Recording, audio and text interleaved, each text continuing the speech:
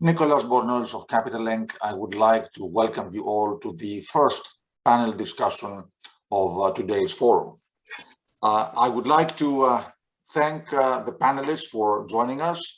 I would turn the floor over in a minute to Andy McKeran, who is the Maritime Performance Services Director of Lloyd's Register. Thank you, Andy, for putting the panel together and for moderating it, and thank you, of course, to the panelists. The title of this panel is London Calling, Leading the Global Digital Transformation. Technology and digitalization are one of the core topics, the critical topics of the industry today. So I will turn it over to Andy, who's going to introduce the panelists. I would also like to remind everybody that the audience, that they are welcome to submit questions through the Q&A function, and time permitting, the panelists will address them. So thank you very much, and Andy, the floor is yours. So thank you very much indeed, Nicholas, to yourself and the whole Capital Link team for pulling together today's sessions. Good morning, good afternoon, and good evening to everyone. Welcome to this Capital Link panel session, as Nicholas says, entitled London Calling, Leading the Global Digital Transformation. My name is Andy McKeran, and I'm the Director for our Performance Services within Lloyd's Register. It's a great honour that I'm able to host today's first panel session with 4 great panellists from across the industry. Unfortunately, Shreyas will not be able to join us today, but we have Rachel, Keld, John and Jerry ready to go. As way of an introduction to this session, for all of us, life has significantly changed since the last London International Shipping Week. 2 years ago, we'd been getting ready for the plush event venues for our leadership discussion today. And while many are testing the waters for the return to in-person events this week, the way we have counted on technology over the last 18 months has left an indelible mark. It has reshaped the way we do things, and many of these are set to stay with us for a long time. In our industry, one of the marked impacts of the pandemic is how our regard for technology has changed. There is now greater appetite and acceptance of digital solutions across the industry. A data-driven transformation that extends beyond ship owners and ship managers to charterers, financiers, and insurers is very much underway. In today's session, we will evaluate shipping's digital data maturity, look at how we've been working to overcome some of the data challenges, and how industry stakeholders can derive value from data solutions for making better operational decisions. The advent of EEXI, or the Energy Efficiency Existing Ship Index, or CII, the Carbon Intensity Indicator, is creating a new level of complexity to ship operations and the overall maritime industry. So we will also assess why data is part of the solution, as well as how data will change the commercial and regulatory landscape that we see coming ahead. I'm delighted to be joined by 4 industry leaders to get their views on the risks and opportunities presented by digitalization in maritime, as our industry faces up to some pretty sizable challenges in the decades ahead. So we have a mere 45 minutes this morning, so I'm going to let our panelists introduce themselves, their companies, and share some of the insights on how their organizations are embracing technology and the use of data. How has this changed in recent years, especially in light of the pandemic, and how this may evolve in the years ahead. So over to my panelists, and starting with you, please, Keld. Yeah, thank you very much, and good morning, afternoon, and evening to everyone, wherever you are. Yeah, my name is Keld Jensen. I have been with TORM since 15. TORM is a shipping company located in Copenhagen, basically, operating some 80 vessels, product tankers. We are a pure product tanker operator. Since I started back in shipping in '89, many years back, I've been working across IT and the business and have developed quite a few software solutions, primarily related to fuel efficiency ever since. TORM is, you can say, unlike many other shipping companies, we have decided to have everything under one roof, meaning that we own our vessels. We have the shipping, the ship management there, and we are fully commercialized. I mean, we are manage our fleet commercially as well. So we call it One TORM, and it gives us good opportunities to make the right decisions in-house across the organizational border. Not least when we are also talking about digital solutions. We do the thing which is the right thing to do. Seen from a digital point of view, I think it's fair to say that TORM is well positioned. We have a modern and well-managed core systems, but equally important, we also have a well-developed BI platform which spans across the entire organization. And that has really helped us a lot to improve our efficiency, not only the operational, but not least the fuel efficiency. We are currently discussing how we can bring shore and ship even further and closer, because we think this is where we can gain the most. It's still under discussion, but we are having a few projects to see how that could work. We can say that for the fuel efficiency, we think there are even more to gain, even though that we since 15 have improved our fuel efficiency by some 12%. So there's still a way to go. That's our belief, and this is the way we will pursue in the future. Thank you. Thanks, Kjeld. I think you've hit a really key point there around the ship-shore relationships that need to be built, as well as we look at the data advancements. So, Rachel. Thank you. Hello, everyone, and pleasure to be on the panel. So my name's Rachel Hoyland. I'm a shipping lawyer. I'm a senior associate at law firm Hill Dickinson, which is a UK-based law firm with an international maritime practice. So we have offices in Hong Kong, Singapore, Piraeus, and Monaco, as well as in London and elsewhere in the UK. Prior to that, I also worked in-house. So I worked in an operational shipping environment as a lawyer as well, in one of the largest container lines in the world. And my specialist interest around shipping and shipping law at the moment is decarbonisation of the shipping industry.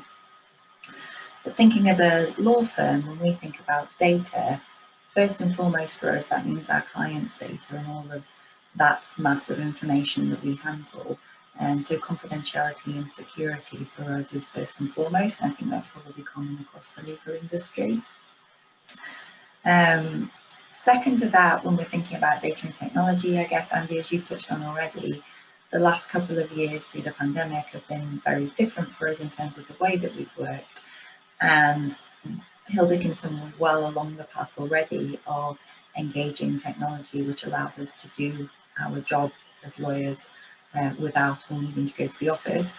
And then in the time frame that we've had to really deploy that fully, that's worked well for us, and it's been useful that we've been able to actually interact and connect with our clients more. We've had better connectivity as a team working together around things, especially when you're working across international boundaries. So that's where the technology piece, I think, has been significant for us over the last couple of years. More broadly in the legal industry, particularly when we're talking about data and technology, an area where it often comes up is evidence and evidence management.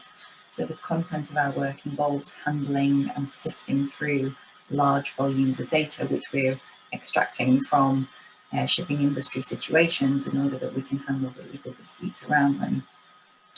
Something that we see a lot more now that didn't used to be so prevalent in the past is technology-assisted data review. And I guess a question for the future is, at what point will that blend into perhaps AI lawyers as well as AI data review? Thank you very much indeed, Rachel. And touching on AI there is a thing for the future around business process optimization, which is certainly part of the events over the next couple of days, where we look at sort of things towards autonomy, but also business process improvement. So thank you for that, Rachel. Jerry, if I could bring you into the conversation, please. Hi, Andy. Thank you. Good morning. Good morning, good afternoon, good evening to all our guests online. My name's Jerry Dougherty. I am the Director of Fleet Management with Ardmore Shipping. We're an oil and chemical tanker company based in Cork in Ireland. We have offices in Singapore, Houston, and our main office here in Cork.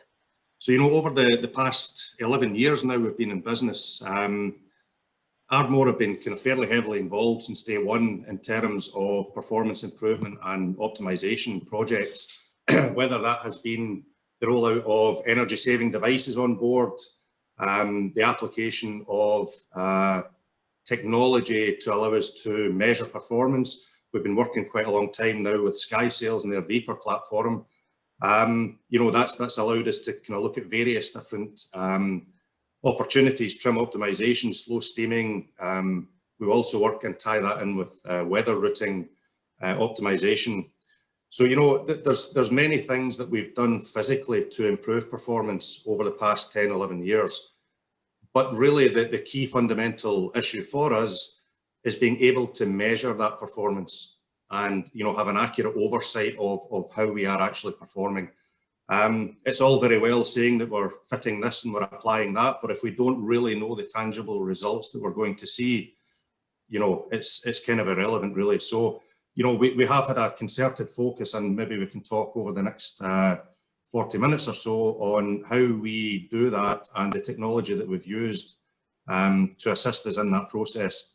Maybe just to both Rachel and Kild's point in terms of connectivity, you know, I think it's fair to say that really since the pandemic struck, we've all had to get into top gear when it comes to the application of technology, particularly connectivity with seafarers. And, you know, I'm pleased to say that we were in a position when the pandemic hit that communication systems and such were good enough that we can continue to have good connectivity with sea staff. And we've kind of seen that in terms of having obviously not been able to travel, we've not been able to have our crew conferences. And they're such a fundamental part of who we are in terms of making sure that the culture is dispersed throughout the entire organisation. So, you know, we've held some crew conferences online, and we've also kind of rolled out now a quarterly, we call it our senior management team all hands meeting. So, you know, whether seafarers are at home or whether they're on board, it's a way for us to communicate through efficient technologies to ensure that the consistent message of the organisation is being rolled out from top to bottom across the entire organisation. Jerry, I think that's brilliant. I think it's really one of those connected but not connected, I think is one of the expressions that was used about sort of 18 months ago. And a lot of organizations, especially like yourselves, have looked at how in the new world they can stay connected through connectivity, which is different from what we had 2 years ago. So thank you for that, Jerry. And last but by no means least, I'll ask John to introduce himself, please. Hello to everyone, and many thanks to Capital Link for the opportunity to participate in this forum. My name is John M. Hedgepateris. I'm a director of John C. Hedgepateris and Sons in London, which is a 75 years in London shipping company, but we are here as a co-founder of Infinity Maritime, which is the first alternative finance digital platform for the issuance and trading of asset-backed digital securities in the maritime sector. So through the fractionalization and digitization of maritime assets, Infinity allows broader access to real asset investment opportunities with smoother and easier exit opportunities for investors, whether they're non-maritime and seasoned maritime investors, with a core objective of promoting sustainability through the use of data. And Infinity's ambition is to reinvigorate the existing maritime ecosystem, not to disrupt it. So we strongly believe that understanding digitization versus digitalization is important for the industry. So much of the conversation about how to collect digital data on vessel performance is different from the digitization. So digitalization enhances operator transparency, which is an anathema to some, but for those who embrace it, it's a strong differentiator and not only gives better operational insight in terms of efficiency and tracking sustainability targets, but it undoubtedly creates a better relationship with investors.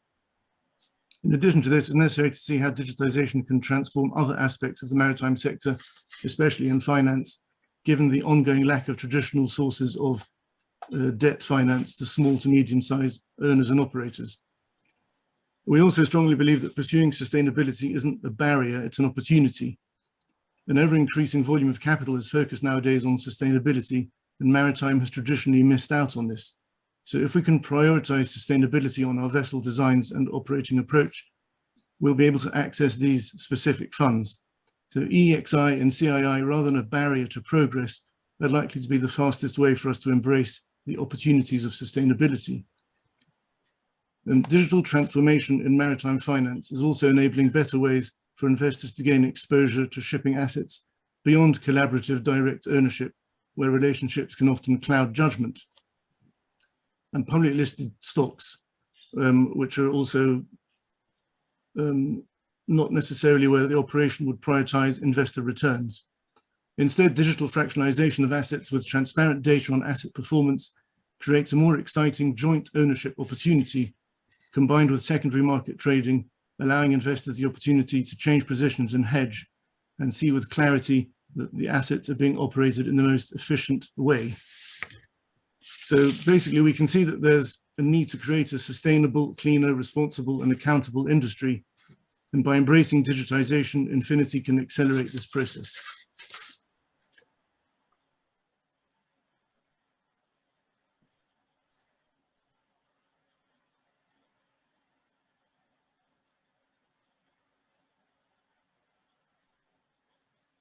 Thank you very much indeed for that, John. Great insights, and Infinity new to the market, and a very much a new angle there as well. So, Jerry, I'm going to come back to the point, I think, around what you can't measure, you can't improve.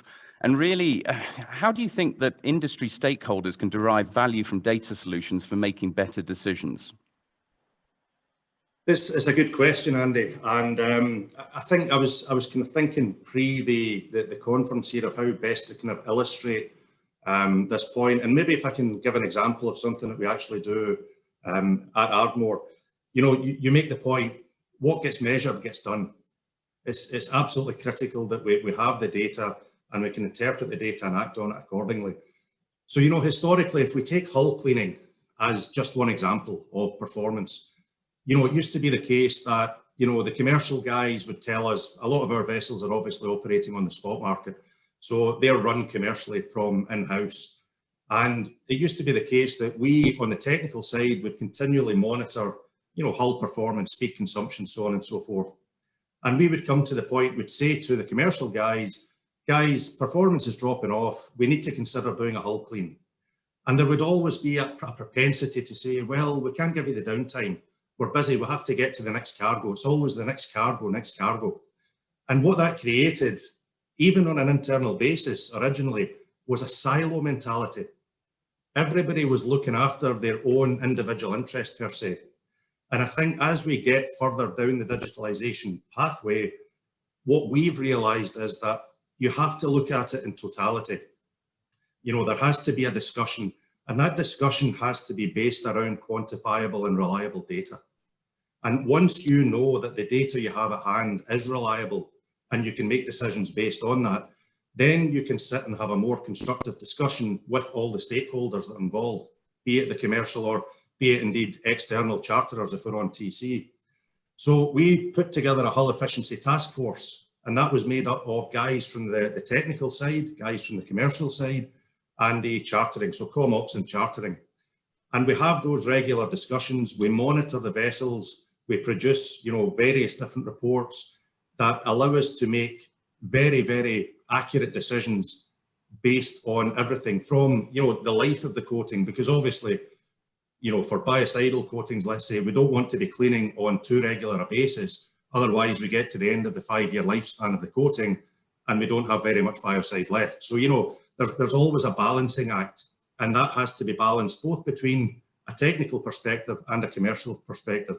But the biggest thing I would say from our point of view was it completely changed people's way of thinking, as I say, getting away from that silo mentality to working more cohesively as a team.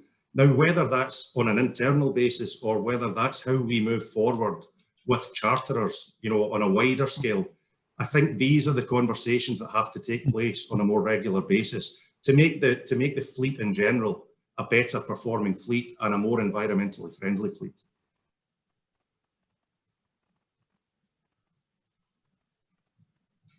I love that, Jerry. I think it's multi-stakeholder in terms of how we're going to unlock the real value from this.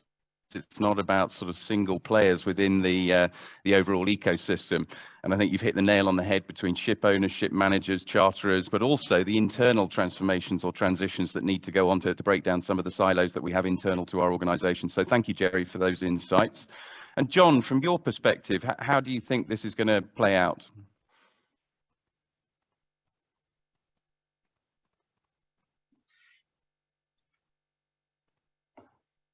from a commercial point of view, I can see that data analytics can be used to create benchmarks. So apart from the technical and granular level of data, which comes directly from the ship, they can also be translated into KPIs and therefore used at a commercial level. And in Infinity's case, we're working with several analytics companies to give real-time enhancements to valuations of our digital securities. And by creating a benchmark, which can then be used against recognized and regulated indices, then we've identified that there are several new arbitrage opportunities for investors. So there's a way that data could be translated into for commercial benefit, which will then give you all sorts of different ways that people can invest and hedge in shipping exposure. Apart from that, we think that one of the other most important, perhaps, ways of making better decisions is the improvement of safety through the data solutions.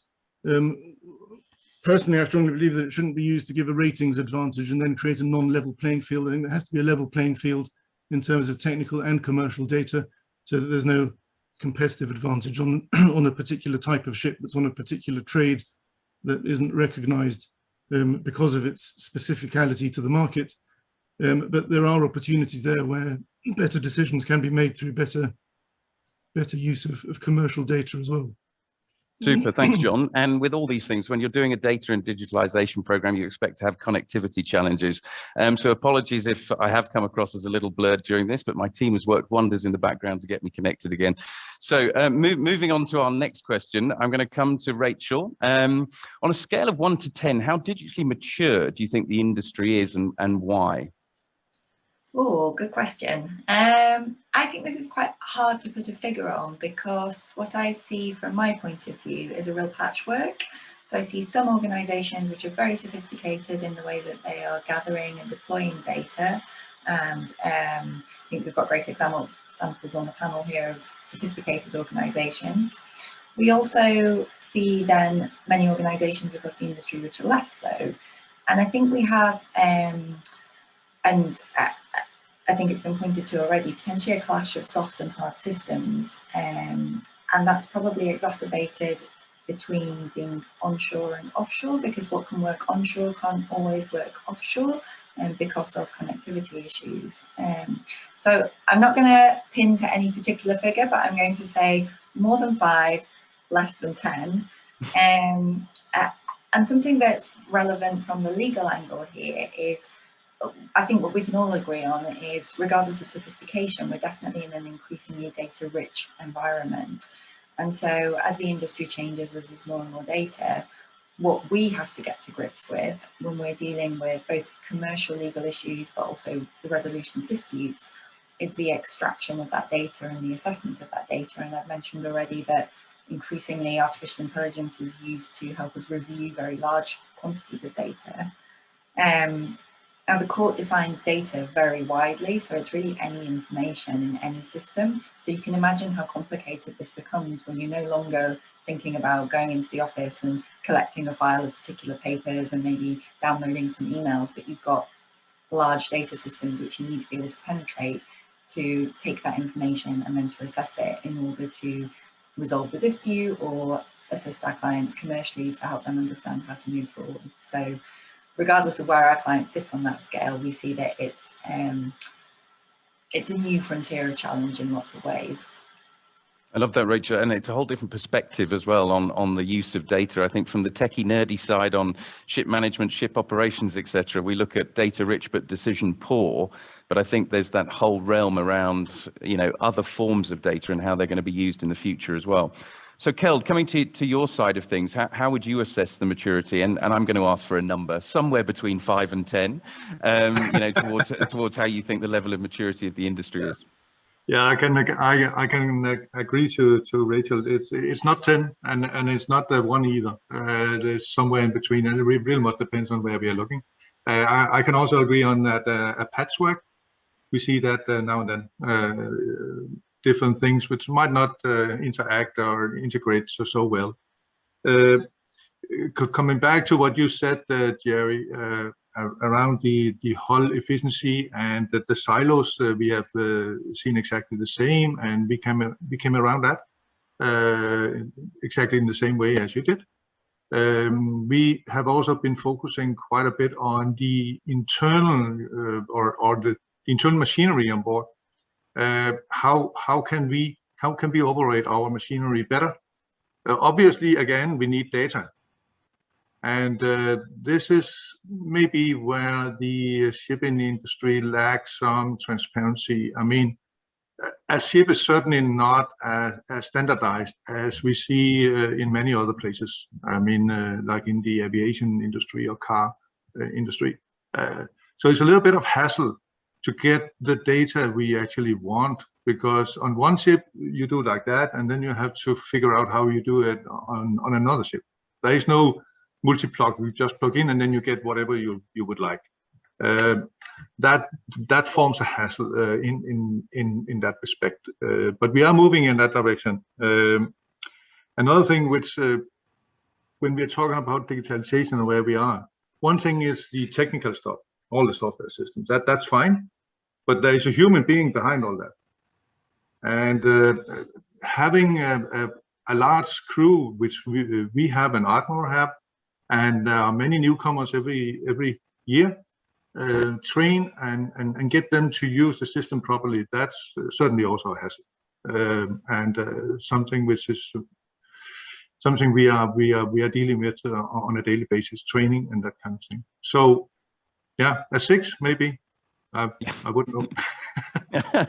We'll accept somewhere between a 5 and a 10, I think, as the general consensus. And I think you've hit a key point there about the importance of the seafarers and ensuring that they are brought along on this journey. It's not about an either or, it's about an and that can bring additional challenges around training and engagement that both yourself and Jerry have alluded to. I'm going to come back to transparency and standardization in a second, but just to take a step backwards, I think people have been talking about decarbonisation and digitalisation as though they were two different things. But I think we're all aligning on the fact that one is an enabler. So digitalisation is a potential enabler towards decarbonisation. But Rachel, what are you seeing in the decarbonisation space right now when it comes to the use of data?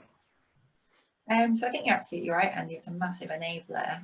So I'd pick out 3 things here. The first is data collection, because the data of today is really what informs the regulations of tomorrow. And that also means that the regulations which will come into force over the next year or so are based on data that has been collected over the preceding years.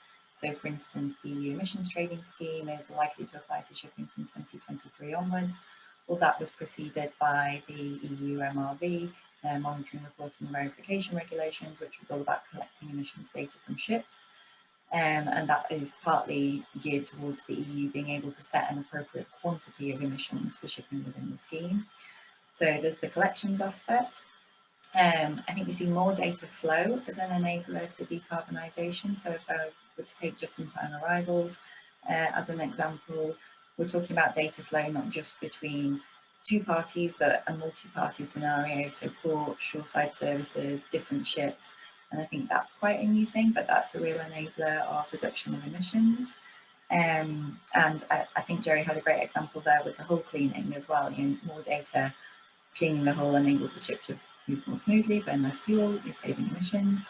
And then the third main point that I would make is benchmarking. A lot of this data collection is geared towards being able to look at a collection of ships or operators and to see where they sit in terms of greenness within a portfolio. So we've got this with the CII regs, carbon intensity indicator, which is all about rating ships, that will come in